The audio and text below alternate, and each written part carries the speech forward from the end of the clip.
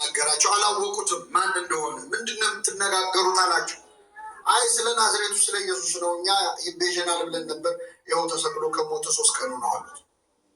አብረው እየነገራቸው ቃሉን እየሰበካቸው በነቢያት ስለሱ የተናገረውን መጻሕፍት እየተረጎመላቸው ኤማሁስ ደረሱ። መሽቷል አብረህን እደር ብለው ቤት ጋበዙት። ገባ፣ ክርስቶስ ገባ፣ ቆርሶ ሰጣቸው። ልክ ቆርሶ ሲሰጣቸው ዓይናቸው ተከፈተ።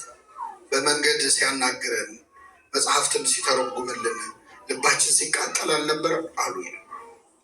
ቅዳሴ ማስቀደስ ማለት የሚገርማችሁ ኢትዮጵያ ኦርቶዶክስ ተዋሕዶ ቤተክርስቲያን የኤማሁስ መንገደኞችን ታሪክ ነው። የቅዳሴው ቅርጽ ራሱ የመጀመሪያው ቅዳሴ መግቢያው ክፍል ግብአተ መንጦላዕት የሚባለው ክፍል የኤማሁስ መንገደኞች ከክርስቶስ ጋር የተዋወቁበት የተነጋገሩበት የዝግጅት ክፍል የሚባለው ቅዳሴያችን። ሁለተኛው መጽሐፍትን የተረጎመበት ቦታ ደግሞ መልእክታት የሚነበቡበት የቅዱስ ጳውሎስ መልእክት፣ የሐዋርያት ሥራ የሚነበቡበት፣ የሌሎች ሐዋርያት የሚነበቡበት፣ ከዛ ወንጌል የትምህርት ክፍል ምስባክ የሚሰበክበት መጽሐፍትን ሲተረጉምልን ልባችን ምን ሲል ነበር የተባለበት። ሶስተኛው ክፍል ቆርሶ ሰጣቸው፣ ዓይናቸው ተከፈተ። ቆርሶ የሚሰጠን የክርስቶስ ሥጋ ማለት ነው። ስለዚህ ስርዓተ ቅዳሴ ላይ መገኘት የመጨረሻው ክብር ነው። አምላካችን አስቀድሶ ለመቀደስ ያውቃል። አዎ በስርዓተ ቅዳሴ ብዙ ምስጢራት አሉ። እኔ 1-3 ነገሮች ነግሬያችሁ አጠቃልላለሁ። በስርዓተ ቅዳሴ ላይ ቤተክርስቲያናችን የማትጸልይበት ርዕሰ ጉዳይ ነው። የማትጸልይበት ለሁሉ ትጸልያለች፣ ስለ ሁሉ ነገር ትጸልያለች። ምናልባት አሁን እኛ የሆነ ክስተት ሲከሰት ለምንድን ነው ቤተክርስቲያን በዚህ ጉዳይ ላይ የማትጸልየው ይላል። መቼ አቋርጣ የምትጠቀሙ ቤተክርስቲያን የሆነ ሁኔታ እያየች እንደ አዲስ የምትሰራው ጸሎት የላትም። ለሁሉ ጸሎት አለ። ለሁሉ ሰው፣ ለሁሉ ሁኔታ ሄዶ መፈለግ ብቻ ነው። ቅዳሴው ላይ ተሰርቶ ያለቀ ጸሎት ነው ያለ። ቅዳሴው ላይ ለተገኘው ሰው ይጸለያል። ቤቱ ለተኛው ሰው አይጸለይም። መባ ለሚሰጡ ሰዎች ይጸለያል አይጸለይም? ላልሰጡ ሰዎችም ይጸለያል።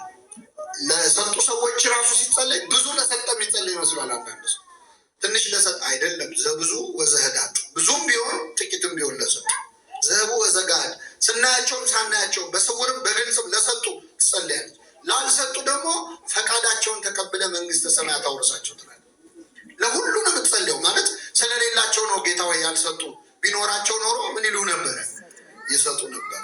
ተቀበላቸው ብላ ለሁሉ ትጸልያለች። ቅዳሴ ላይ የማይጸለይለት አካል የለም። በስደት ላይ ላሉት፣ በብዙ መከራ ላይ ላሉት፣ በደዌ ለተያዙት ሰዎች፣ ስለ ሁሉ ከሀገራቸው ስለወጡ ሰዎች ይጸለያል። ምን አድርጋቸው ብላ ከሀገራቸው ለወጡ ምን አድርገው አላችሁ? ከሀገር ለወጣ ምን አድርግለት ተብሎ ይጸልይ። ወደ ሀገሩ ምን በለው። በፍጹም እንደዛ ቢባል አሜን አትሉም እናንተ። በስንት መከራ የመጣ ነውን አሜን አትሉ። እግዚአብሔር ትዕግስትን በሉ እስኪ በጎ ትምህርትን ይሰጣቸው ዘንድ ምን ይሰጣቸው ዘንድ? ትዕግስትን። ስደት ትዕግስት ይፈልጋል አይፈልግም? በጎ ትምህርትንም ይሰጣቸው ዘንድ የድካማቸውንም ፍጹም ዋጋ ይሰጣቸው ዘንድ ስለተሰደዱ ሰዎች እንማልዳ። ወደ ሀገራቸው መልሳቸው የምትለው ስለተማረኩ ሰዎች፣ ተማርከው ሄዱ ሳይፈልጉ ስለሄዱ እባክህ ፈልገው ይመለሱ ብላ ትጸልያለች።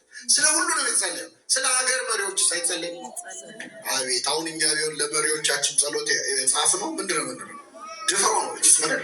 በእርግጠኝነት ሰው ቢሆን የሚጽፈው መሪዎቹን አጥፋ ምንድነው ሌላ ምን ማለት ነው? እንጨካከናለን። እኛ ግን ቤተክርስቲያን ትጸልያለች ስለ ሁሉ፣ ስለ ሊቃነ ጳጳሳቱ፣ ስለ ሀገረ ስብከቱ ሊቀ ጳጳሱ፣ ስለ ፓትርያርኩ፣ ስለ ሲኖዶሱ፣ ስለ ሁሉ ትጸልያለች። ጸሎት ምን ያህል ሀብት እንደሆነ የምታውቁት የኢትዮጵያ ኦርቶዶክስ ተዋሕዶ ቤተክርስቲያን ጋር የማይጸለይለት ጉዳይ የማይጸለይለት ርዕስ የለም። ለሁሉ ትጸልያለች። እኔ በጣም ይገርመኝ አንድ ግሪክ ሀገር የተፈጸመ ታሪክ ልንገራችሁ። ከኔ ጋር ናቸው። እግዚአብሔር ከሁላችን ጋር ይሆን። አንድ ሰውዬ 2 ሴት ልጆች ነበሩት፣ መንታ ልጆች እና እነዚህን ሴት ልጆች በአንድ ቀን ደግሶ ይድራቸዋል። ከዛ ከዳራቸው በኋላ አመት ቆይቶ እስቲ እንዴት ነው ብሎ ሊጠይቅ ያስባል። አንደኛዋን ልጅ የዳራት ለገበሬ ነው፣ ለገበሬ ይዳራል። ሁለተኛዋን ልጅ ደግሞ ለሸክላ ሰሪ ይዳራል። ከዛ በአመቱ ሄዶ መጀመሪያ ጠዋት ገበሬው ቤት ሄደው አላችሁ ብሎ ገባ። ከቅዳሴ መልስ ቁርስ ቀረበለት፣ በላ ጠጣ። እንዴት ነው ኑሮ አላቸው። እግዚአብሔር ይመስገን ይኸው ጥሩ ነው ያለ ነው እስካሁን። ግን እንደው አንድ ችግር ገጥሞናል። እንደምታውቀው አሁን ወቅቱ ዘር የሚዘራበት ጊዜ እየቀረበ ነው። ግን ዝናብ የለም እና ዝናብ ከጠፋ 1 ወር ሆኖታል። በዚሁ ከቀጠለና ዝናቡ ካልመጣ መቸገራችን ስለሆነ እንደው አደራህን ለጸሎት ስትቆም እግዚአብሔር ምን እንዲሰጠን እንጸልይለን። ደከማችሁ እንዴ? ምን እንዲሰጠን? እሺ በጣም ጥሩ ብሎ ከሰዓት ደግሞ ሁለተኛዋ ልጅ ቤት ሄደ። ሁለተኛዋ ምንድን ነው ያገባችሁ? የሚገርማችሁ ሜዳው ላይ ልክ እንደናንተ ሸክላ አለ። ሜዳው ላይ ምን እንዲሆን?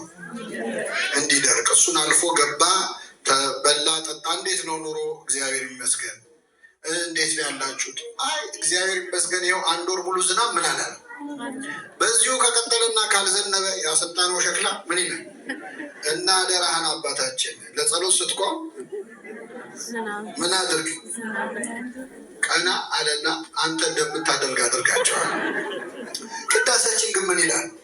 በሚሻበት ቦታ በሉ እስኪ። ምን በሚልበት? ምን ማለት ነው? በሚሻበት በሚፈለግበት ቦታ ዝናቡን ያዘንብ ዘንድ ስለ ዝናብ እንማልዳለን። የወንዙን ውሃ ምናልን ብለን እስከ ልካቸውና አይገርም። ጎርፍ መጣ ብሎ ከመጸለይ አይሻልም? እስከ ልኩ ሙላው ብሎ መጸለይ ማለት ነው። ጸሎት ታውቃለች ቤተክርስቲያን። በእውነት የዚች ቤተክርስቲያን ልጆች ስላደረገን ስሙ የተመሰገነ። ስለዚህ ስርዓተ ቅዳሴ ላይ መጥቶ መጸለይ ከግል ጸሎት ከማንኛውም ጸሎት በላይ ነው። በነገራችን መጥተህ ስታስቀድስ የምታስቀድሰው ብቻህን እንዳይመስለን ማለት አሁን እኛ እዚህ ያለው ሰው ብቻ አይደለም የሚያስቀድሰው።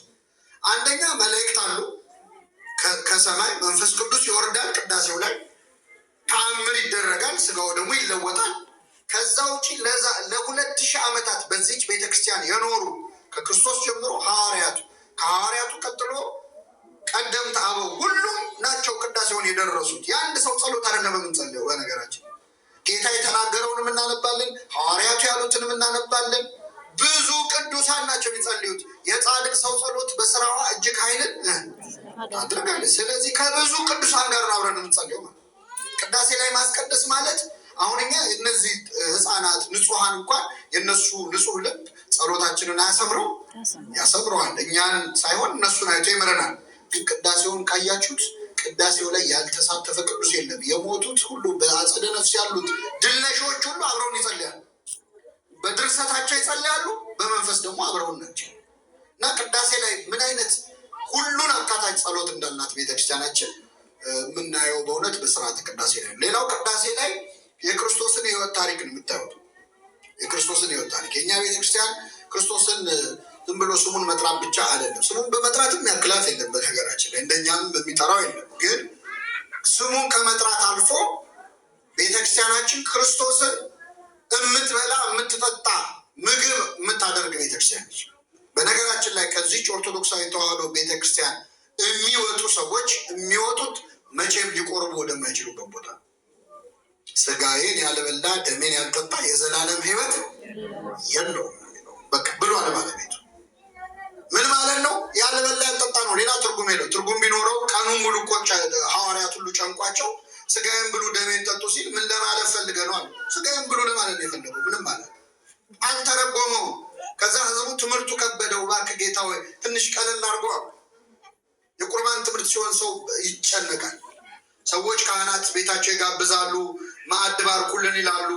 ልክ ቁረቡ ንስሐ ግቡ ሲባል ደህና መጡና አበላሹት ይላሉ። ወደዚህ ሲመጣ ነው የሚፈራው በጣም ብዙ እና የቁርባን ትምህርት አልተመቻቸው።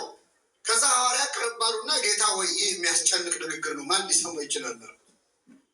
እኔ የምነግራችሁ ቃል መንፈስ ነው ህይወትም ነው። ስጋ ምንም አይጠቅማችሁ። ስጋዊ ትምህርት ባስተምራችሁ ምን ያደርግላችኋል አላችሁ። ከዛ ህዝቡ አንዳንድ እያለ ጥሎ ሄደ።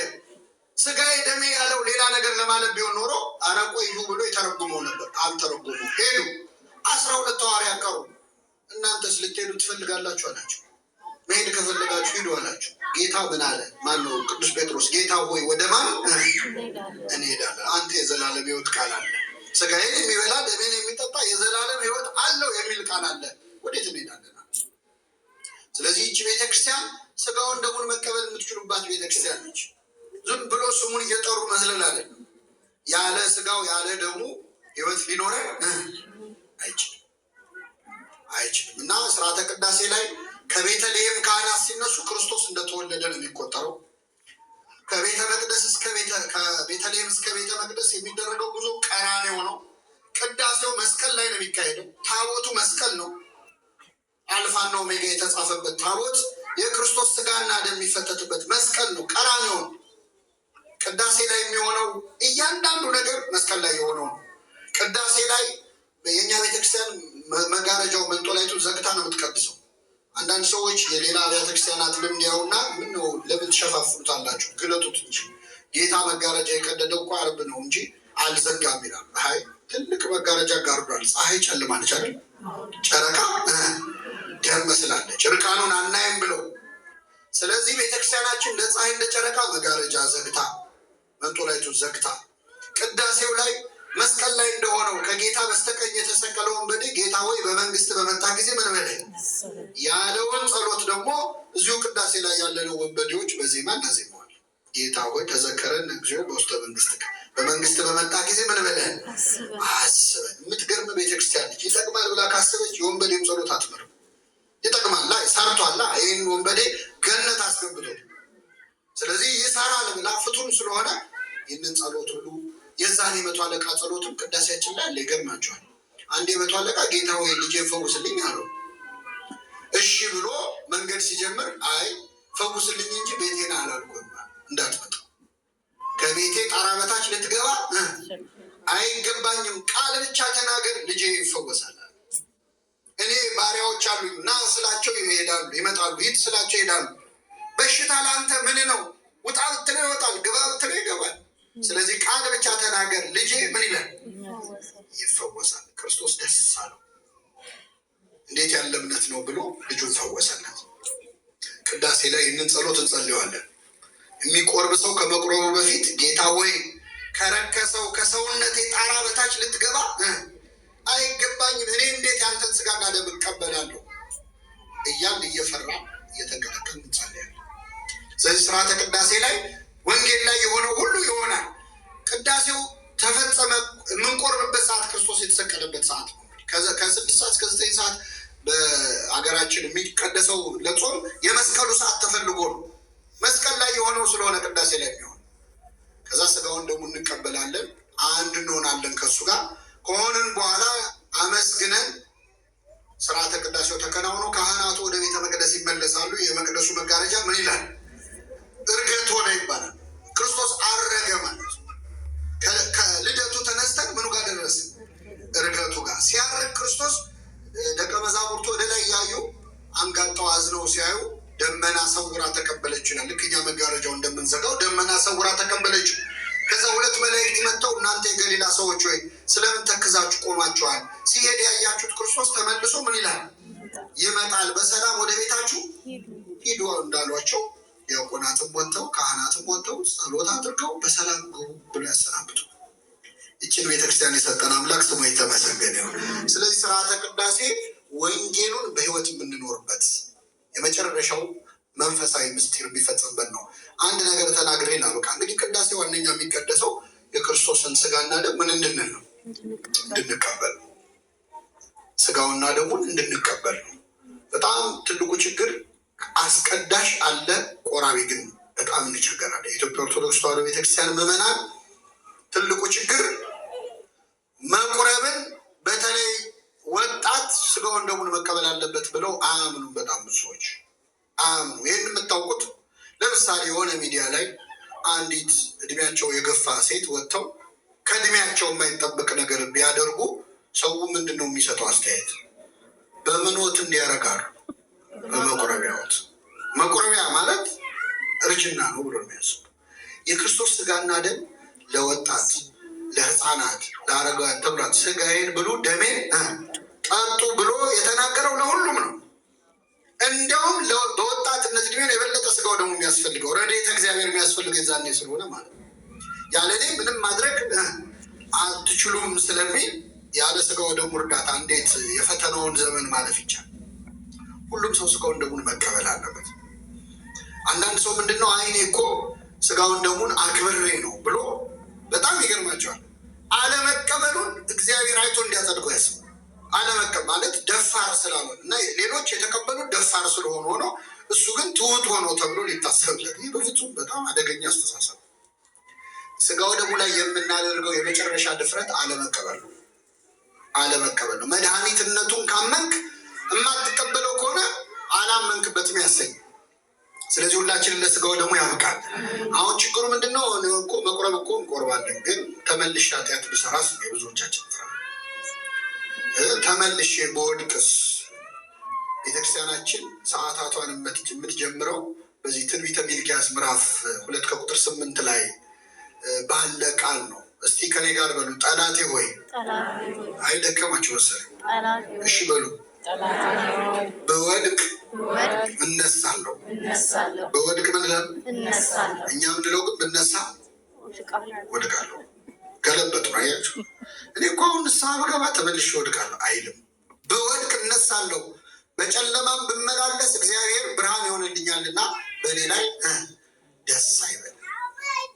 እመኒ ወደቁ ትነሳ፣ በወድቅ ምን እላለሁ እነሳለሁ ነው የኛ ሃይማኖት ማለት ነው። እግዚአብሔር ለምን ወደቃችሁ አይልም። ለምን አልተነሳችሁ? ቅዱስ ጴጥሮስ እኮ ጌታን ከአንዴ ሶስቴ ካደው ቆርቦ ሲወጣ በጣም ይገርማል። ቆርቦ ወጥቶ ሐሙስ ዕለት ከአንዴም ሶስቴ አላውቀውም ነው ያለው። ሰውየውን አላውቀውም ነው ያለው። ግን ቆርቦ የካደውን ጴጥሮስን መጨረሻ ላይ ወደ ስፍራው መለሰው። ጭቃ ላይ የወደቀ ነገር አንስተን ወልውለን ቦታው ላይ እንደምንመልሰው ጴጥሮስን በንስሐ አጥቦ ወልውሎ፣ የሚገርማቸው ሐሙስ ዕለት እሳት ዳር ነበረ ክርስቶስን የካደው ጴጥሮስ። የዮሐንስ ወንጌል ምዕራፍ 1 ላይ ክርስቶስ ድጋሚ ጴጥሮስን ያናገረው እሳት ዳር ሲያስታውሰው እኮ እሳት ሲሞቅ የካደውን እስቲ እሳት ስትሞቅ መነኝ ብሎ የዮና ልጅ ስምዖን ሆይ ከሌሎቹ ይልቅ ትወደኛለህ አለው። ትወደኛለህን ሲለው የሚገርማችሁ ጴጥሮስ እወድሃለሁ ማለት ፈራ። አልክድህም ብሎ ክዶታል። ስለዚህ ደግሞ እወድሃለሁ ብሎ ምን ሊመጣበት? ስለዚህ ጌታ ሆይ እንደምወድህ አንተ ታውቃለህ። በጎቼን አሰማራ፣ ጠብቅ፣ አሰማራ፣ ግልገሎቼን አሰማራ። ህፃናቱን ግልገላቸው አሰማራቸው፣ አይሸሸጉ። በጎቼን አረጋውያንን አሰማራቸው፣ ጠቦቶችን ወጣቶችን ጠብቅ ብሎ ሾመው። እኔ እግዚአብሔር የምህረቱ መጠን በጣም ሊገርማችሁ። በካደው በሳምንቱ እኮ ነው እንደዚህ የሚለው። በካደው በሳምንቱ ሲሰቀል አላውቀውም ያለውን ጴጥሮስ በሳምንቱ ሹመት፣ እንደው ለሹመቱ እንኳን ትንሽ ጊዜ አይጠብቅም። እግዚአብሔር ይቅር ሲል እንደዚህ የሚገርማችሁ በካደው ምሽት ነው እኮ ይማረው።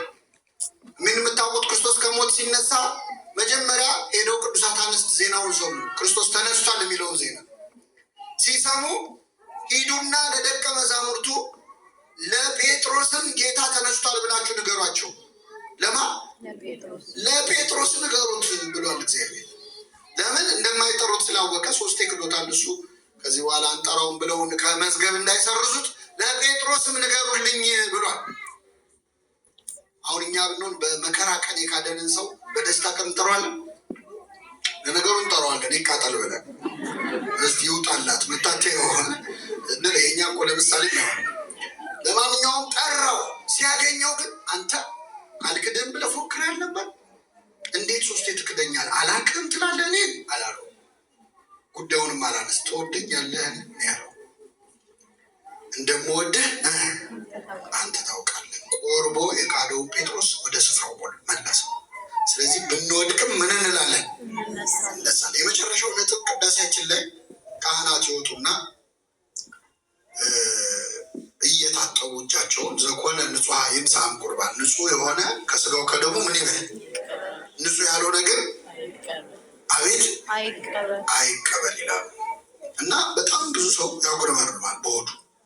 የማይዋሸው እንዴ እንደዚህ እያስፈራሩን ቤት በኩል ነው እኛ የምንቀበለው ብሎ ያጉረመርማል። እሱ ሲያጉረመርም ዲያቆኑ ደግሞ ይህን የቄሱን ቃል ያቃለለ ይላል። ወይም የሳቀና ምን ያለ አንተ ታጉረመርማለህ፣ እሱ ይረግማል። ምን ማለት ነው? ንጹህ የሆነ ስጋውን ደሙን ይቀበል ማለት ማን ንጹህ አለ? እስኪ አለ? የለም። አልቦ ንጹህ በቅድሜ ከነ ያለው ቅዱስ ዮሐንስ ራሱ ወንጌል በእግዚአብሔር ፊት ንጹህ አለ? ሰማያት እንኳን በፊቱ ንጹሐን አይደሉም ይላል። ጻድቁ። ሰማይ መላእክት እንኳን በፊቱ ንጹህ አይደሉም። ከሱ አንጻር ሲታይ ማን ንጹህ ኖሮ ነው ቤተክርስቲያን ንጹህ ያልሆነ ምትለው? በነገራችን ላይ ስጋውን ደግሞ ለመቆይ ይህን መለስበታለሁ። እንደውም በደህና ጊዜ ግዕዝ ስለማንሰማ ነው እንጂ የሚገርማችሁ ቅዳሴ ላይ በቁረብ ያለበት ንጹህ የሆነ ብቻ አይደለም የሚለው ቅዱስ የሆነ ነው የሚለው። ቅድሳት ለቅዱሳን ነው።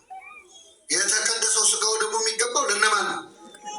መልሱ እንጂ ለቅዱሳን ማለት እዚህ ለምታዩቸው ቅዱሳን ስጋውን ደግሞ ለመቀበል ብቁ የሆነው በትክክል ብቁ የሆነ ማን እንደሆነ ታውቃላችሁ? እመቤታችን ስጋውን ደግሞ ለመቀበል እንደርሱ አይነት ንጽሕና ያስፈልጋል። ቅዱስ ባስልዮስ ውዳሴ አምላክ በተባለ ጸሎቱ ላይ እመቤቴ ሆይ የልጅሽን ስጋ ዛሬ ልቀበለው ነው። አንቺ እሱን ስትቀበይ የነበረሽን ንጽሕና አውቀዋለሁ፣ የእኔ ርኩሰት ደግሞ አውቀዋለሁ። የአንቺን ንጽሕና ለእኔ አድርግልኝ ይላል። ለሁላችን ታደርግልን እመቤታችን። ስለዚህ የፈለገ ቢመጣ ብትነጻ 30 ንስሐ ብትገባ እንደ ድንግል ማርያም ብትነጻ አትችልም። ንጹህ የሆነ ቅዱስ የሆነ ነው የሚለው። አረ ቅዱስ ጳውሎስ ደግሞ በዚህ ብቻ አላበቃም። ስጋውን ደሙን ከመቀበሉ በፊት ሰው ራሱን ይፈትን፣ ከዛ ከስጋው ከደሙ ይብላ ይጠጣ። ሳይገባው ምን ሳይለው ሳይገባው ነው ሳይገባው ምናምን ብሎ ማላላት ማጥበቅ አማርኛ ላይ ያለ ጨዋታ ነው። ሳይገባው ነው እንዘ ይደልዎ ነው የሚለው። ሳይገባው የጌታን ስጋና ደም የሚቀበል የጌታ ስጋና ደም ዕዳ አለበት። ሰው የገንዘብ ዕዳ ቢኖርበት ሰርቶ ይከፍለዋል። የስጋው ደሙን ዕዳ ጌታ መጥቶ ተከፍሏል። ለአምላክ አምላክን ትከፍለዋል። የስጋው ደሙ እኮ ከሰማይ ከምድር የከበረ ነው። ፈጣሪ እኮ የስጋው ደሙ ዕዳ አለበት። ሰው ግን ራሱን ይፈትን፣ ከዚያ ከስጋው ከደሙ ይብላ ይጠጣ፣ ንስሐ ገብቶ ራሱን ይፈትን። በዚህ ምክንያት ይላል ቅዱስ ጳውሎስ የታመሙና የደከሙ ሰዎች አሉ። ስጋውን ደሙን ሳይገባቸው ተቀብለው ራሳቸውን ሳይመረምሩ ተቀብለው የታመሙ ሰዎች አሉ። በሽታ ላይ ወድቀዋል። ስጋውን ደሙን ተዳፍሮ መጨረሻው ያምርብ ሰው። የታመሙ የደከሙ ሰዎች አሉ። አያሌዎችም አንቀላፍተዋል፣ የሞቱ አሉ። አቤት አሁን ቅዳሴ ላይ ምዕመናን ቆርበው የታመሙ የደከሙ አሉ፣ የሞቱም አሉ ቢሉ ካህኑ ታስቀድሳላችሁ? አመፅ ነው የሚነሳው አይደል እንዴ? የሞት አለ እያሉ እንዴት ነው የምንቆርበው ነው? ቅዱስ ጳውሎስ ነው ያለው። ምን እናደርግ እንግዲህ? ለምንድን ነው አሁን የሁሉ ማስፈራሪያ? እንዳንቀበል ነው እንዴ? አይደለም፣ ማስፈራራት አይደለም። ቅዱስ ጳውሎስ እንዴት አድርጎ ዘው መልሶ ሰጥቶናል። ከኔ ጋር በሉ ከዓለም ጋር እንዳንኮነን በጌታ እንገሰጻለን። ከማን ጋር እንዳንኮነን? አሁን ብትቆጣን አይሻልም? ቤተክርስቲያን ይሻላል አይሻልም? ቆርበን እንዳልቆረበ ከምንሆን ከዓለም ጋር እንዳንኮነን በጌታ እንገሰጻለን። አሁን እኔ በአውሮፕላን የመጣሁት ወደዚህ ሀገር፣ እናንተም በእርግጠኝነት እንደዛ የምትንቀሳቀሱት። አውሮፕላን ውስጥ ስንገባ በዛሬው በረራ ቀበቷችሁን እሰሩ፣ አደጋ ቢፈጠር አፋችሁ ላይ እንደዚህ አድርጉ ምናምን። እኔ መጀመሪያ ሰሞኑን ፕሌን ውስጥ የገባው ጊዜ የሆነ የሰሙት ችግር አለ እንደ ብዬ ፈራሁ። እነዚህ ሰዎች የሆነ ነገርማ አለ ትላለህ። ስትቆይ ግን ትለምደዋለህ። ግን ግዴታቸው ነው። ከፕሌን ከመከስከስ ግን በስጋው ደግሞ የዘላለም ሕይወት ማጣት አይከፋም? ይከፋል። ስለዚህ እጁን እየታጠበ ካህኑ በዛሬው በረራ ከሚለው የበለጠ ማስጠንቀቂያ ይሰጣል። ንስሐ ግቡ ነው። ሌላ ምን አለ? ምንም እኮ አድርጎ አልተባለም። ግን ዋና ዓላማው ምን መሰላችሁ? አንድ ሰው ለስጋው ደግሞ ብቁ የሚሆነው ለስጋው ደግሞ ብቁ እንዳልሆነ ሲያምን ነው። አይገባኝም ሲል ይገባዋል። ልክ ሲገባው አሁን ቅዳሴ ላይ ምን እያደረገች መሰላችሁ ቤተክርስቲያን? ንጹህ የሆነ ስትል ሁላችንም ንጹህ አልሆንም። ይህን ስንሰማ ኧረ እኔ ንጹህ አይደለሁም እንላለን። ቅዱስ የሆነ ስትል ኧረ እኔ ምን አይደለሁም ቅዱስ አይደለሁም ስንል ያኔ እግዚአብሔር ረድኤቱን እኛ ላይ ያሳርፋል፣ ምሕረቱን ያበዛል። ይገባኛል ከሚሉ ይልቅ አይገባኝም የሚሉ ሰዎች ለእግዚአብሔር የቀረቡ ናቸው። ቅድም አልሰማችሁ? ኃጢአትን የሚሰራ ቢኖር ይወገድ ይላል ያቆኑ። አምላካችን ሆይ እንደ ቸርነት ነው እንጂ አይገርማችሁ? ኃጢአትን ቢኖር ይወገድ፣ ልዩ ሀሳብ ያለበት ነውር ያለበት አይቅረብ ሲል አምላካችን ሆይ አለብን፣ ነውሩም ኃጢአቱም አለብን፣ እንደ ቸርነትህ ነው እንጂ እንደ በደላችን። ስለዚህ ቅዳሴ ላይ ቤተክርስቲያን እንዲያለ አዋጅ የምታወጀው ለስጋው ደግሞ ብቁ አለመሆናችንን አምነን በትህትና እንድንቀበል። ቅድሳት ለቅዱሳን ይላል ካህኑ፣ ስጋው ደግሞ ለተቀደሱ ነው የሚገባው ሲል ተሰጦ ምንድን ነው እኛ የምንቀበለው? መልሱልኝ። አሐዱ አብ ቅዱስ፣ አሐዱ ወልድ ቅዱስ፣ አሐዱ ውእቱ መንፈስ ቅዱስ። ቄሱ ቅዱሱ ስጋና ደም የሚገባው ለቅዱሳን ነው ሲል ቄሱ ምን ማለት ነው? ቅዱስ እኮ አብ ነው። ቅዱስ እኮ እኛን እንዴት ተቀደሱ ትለናለህ? በምን አቅማችን እኛ ቅዱስ ልንሆን እንችላለን ስንለው ነው። እንደዚያ ከሆነ ቅዱስ ነው ያላችሁት እግዚአብሔር ከማን ጋር ይሆን? ከእናንተ። አረ ከአንተም ከመንፈስ ከነፍስ ጋር ይሁን ብለን እጃችንን አንስተን እግዚኦ እንላለን። ይህን ጊዜ ይቀበለዋል። የመጨረሻ ትህትና ይፈልጋል ቅዳሴ። በነገራችን ቤተክርስቲያን የትዕቢተኞች ሃይማኖት አይደለች። መጽሐፍ ቅዱስን በልታ ጠጥታ ስለምትኖር አነጋገሯ ከመጽሐፍ ቅዱስ የተቀዳ ነው። ቅዳሴ ላይ ያለው የጸሎት ትህትና መጠን እንኳን እግዚአብሔርን ማንም ጨካኝ ሰው የሚያራራ። የዚች ቤተክርስቲያን ልጆች ስላደረገን ስሙ የተመሰገነ ይሁን። የሰማነውን በልቡናችን ያሳድርብን። ቃልዮት ያሰማልን።